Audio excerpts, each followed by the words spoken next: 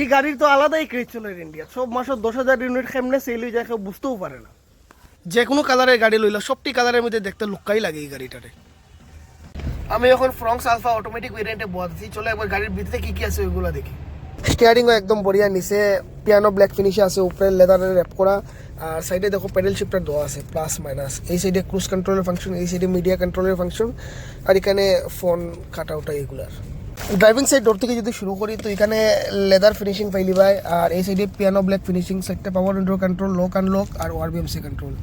আর এদিকে যদি দেখি তো এখানে idle start stop, traction control, 360 view ক্যামেরার অপশন আছে, এখানে টিপা মারলে ডাইরেক্টলি হয়ে গেছে।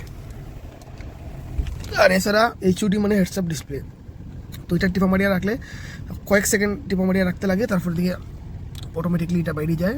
আর এখানে যে দেখায় তো এটার ব্রাইটনেস কম বেশি করতে পারবে, টেলিস্কোপিক দুটোটা বাইলি ভাই।